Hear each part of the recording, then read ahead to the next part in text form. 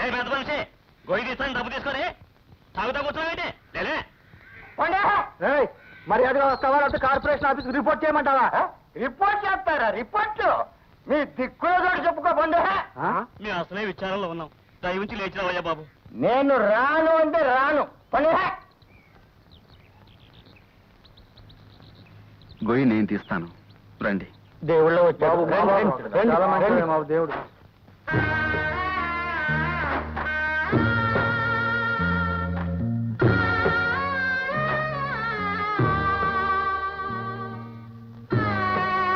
నీ సహాయం లేకపోతే నీ ఏమైపోదాం కింద.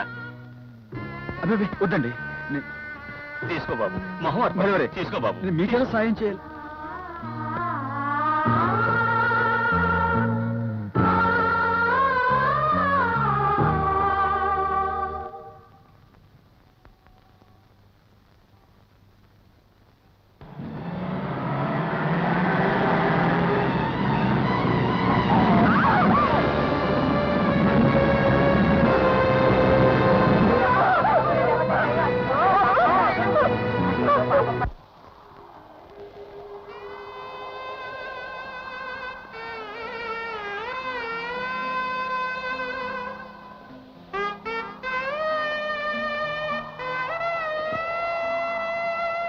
అనాథలకు వేలకు వేలు ధర్మం చేస్తున్న మీ పుణ్యం ఊరికే పోదు బాబు.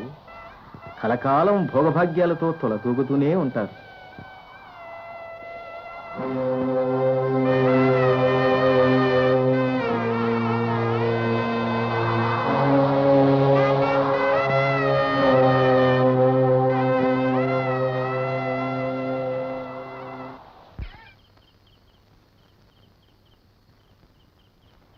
బావుకి గౌను కుట్టి తీసుకొచ్చానమ్మా.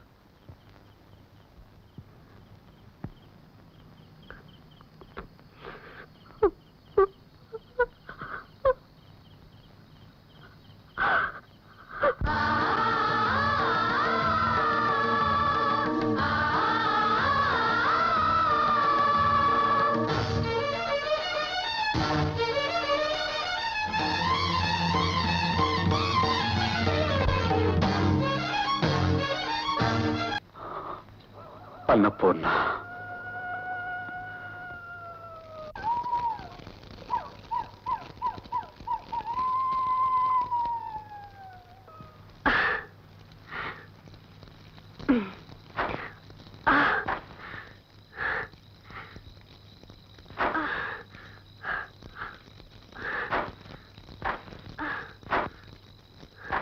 ఎవరు?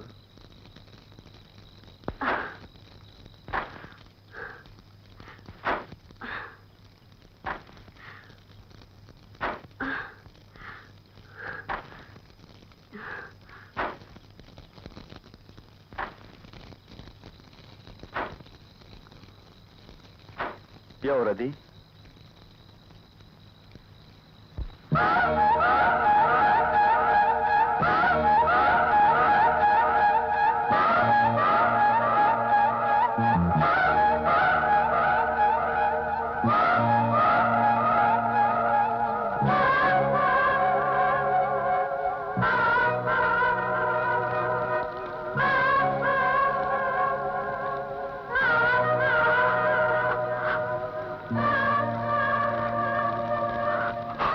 అన్నపూర్ణ,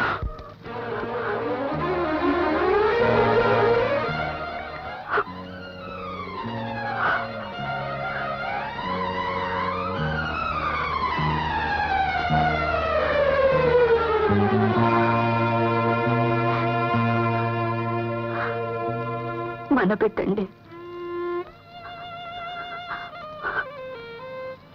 ఒక బిడ్డ మీరు ఆడపిల్ల కావాలన్నారు. మగ బిడ్డ పుట్టిన ఆడపిల్లలా పెంచుతానన్నారు. అందుకే ఆడపిల్లలా అలంకరించి మరీ తీసుకొచ్చాడు.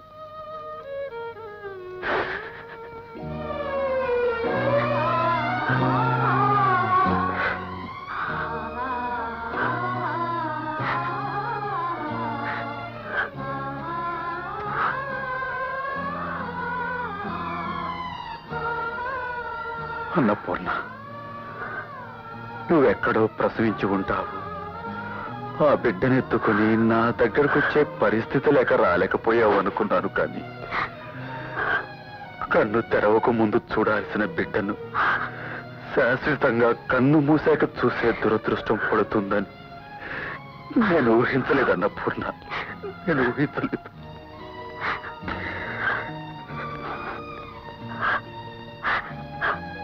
పోనీలేండి, వాడు పోవడమే మంచిది. అష్టైశ్వర్యాలు అనుభవించి ఎంతో మంది అనాథల జీవితాల్లో ఆనంద జ్యోతుల్ని వెలిగించిన తండ్రి కాటి కాపరిగా చూడటం కంటే కన్ను వేయడమే మంచిది. బ్రతికుండగా తండ్రిని చూడడానికి నోచుకోకపోయినా చచ్చిపోయి తండ్రిని కలిసిన మన బాబు ఎంతో అదృష్టవంతుడండి. ఆ భగవంతుడు మనకెన్ని అపకారాలు చేసినా ఒక్క ఉపకారం చేసి పుణ్యం కట్టుకున్నాడండి. పుణ్యం కట్టుకున్నాడు.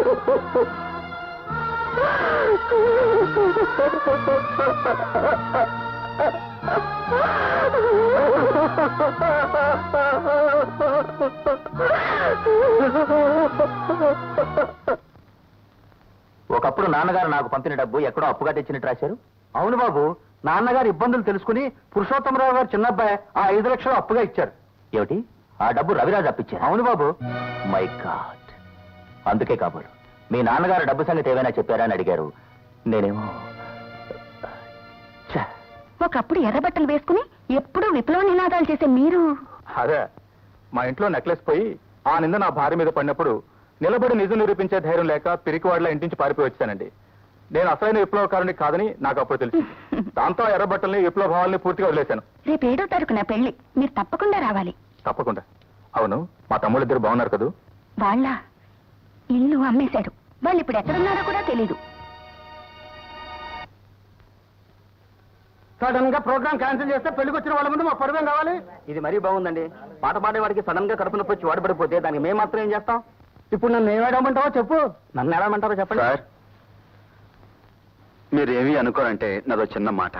మ్యూజిక్ ప్రోగ్రామ్ క్యాన్సిల్ అయ్యి మేము ఏడుస్తుంటే మధ్యలో నీ గొడవ ఏమిటయ్యా? అదేనండి, మీరు అవకాశం ఇస్తే ఆ పాట నేను పాడతాను. ఏంటి, నువ్వు పాడతావా? పెళ్లి పందిట్లో పాట పాడడం అంటే రోడ్డు మీద అడుక్కునింటూ పాడటం కాదు. చూడండి, అంత అమర్యాదగా మాట్లాడకండి. మేము అడుక్కునే వాళ్ళం కాదు, ఆత్మాభిమానం లేని వాళ్ళం కాదు. మా పరిస్థితి బాగోలేదు కనుక పని అడిగాం. ఉంటే ఉందని చెప్పండి, లేకపోతే లేదని చెప్పండి. మా Annapurna, keep quiet, let's go. బాబు, ఐఎమ్ సారీ, రండి లోపలికి.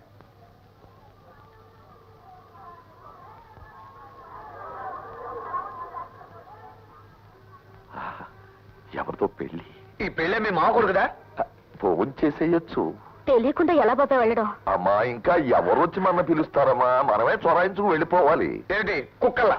వాళ్ళు ఇన్ని విధాలు మనం చెడిపోయినా ఇంకా నీకు ఆ భేషజం పోలేదయ్యా. ఇదిగో ఆ కుర్రాడు బాబు చూడు, పాప ఆకలితో నకలకి ఆడిపోతున్నాడు. రారా బాబు, రండి రండి. నమస్కారం. ఎవరండి మీరు? పెళ్లి కొడుకు మేనమావ తాలూకు. పెళ్లి కొడుకు మేనమావ? నేనేనయ్యా పెళ్లి కొడుకు మేనమావని. మీరు పొరపడుతున్నారండి. పెళ్లి కూతురు మేనమావ తాలూకు. రండి.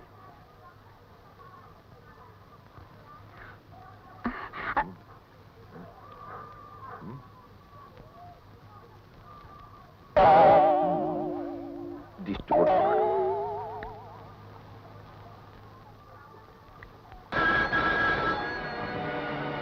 జైలు నుంచి తప్పించుకొచ్చిన రౌడీలు పద్మ కళ్యాణ మండపానికి వచ్చారు. Thank you very much.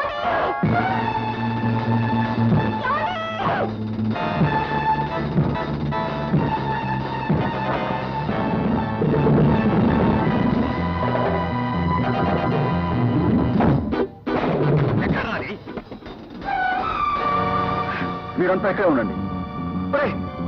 చాలా మంది ఉన్నట్టున్నారా? మేము కూడా వస్తాం. ఒకరికి ముగ్గురు అయితే వాళ్ళ పత్ర కింద కొట్టేయచ్చు. నిజమే, కానీ వాళ్ళ సత్తా ఏమిటో నాకు ఇద్దరికి తెలుసు. వాళ్ళ అంతు తెలుస్తాను.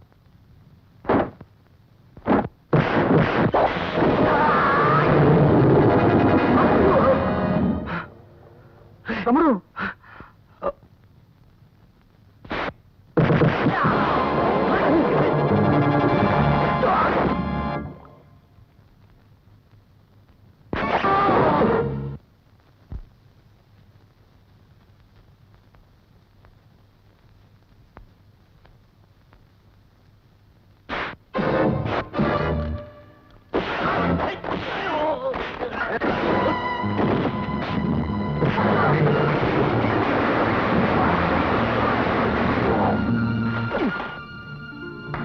వీడియో ఉంటూ తమ్ముడేడి అన్నం పొంది ఏమైంది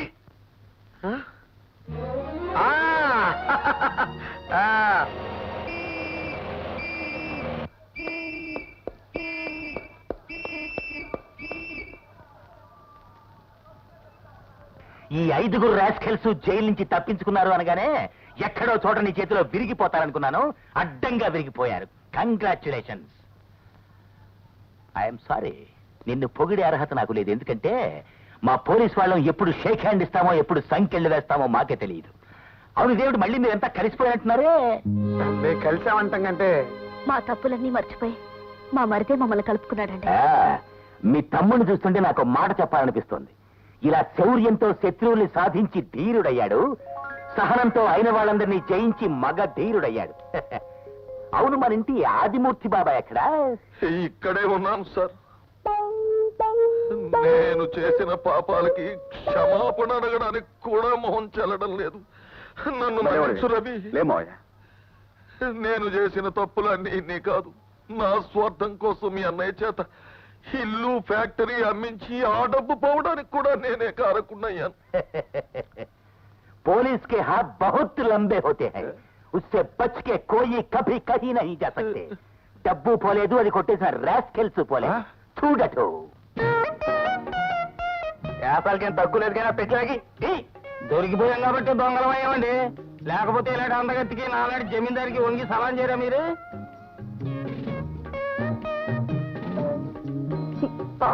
బూతు ఇంకెందుకని అలా బూతు కోతలతో ఏడిపిస్తావు కానీ పద. అది ముత్యాలు మళ్ళా కలుద్దాం. మొదటి నుంచి మా ఇంటి వ్యవహారాలన్నీ మా చిన్ననే చూస్తుండేవాడు. ఇవి ఆయనకి అప్పచెప్పండి.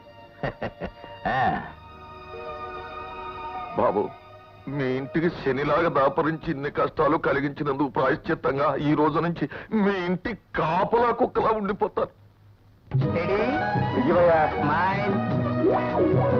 ఓకే.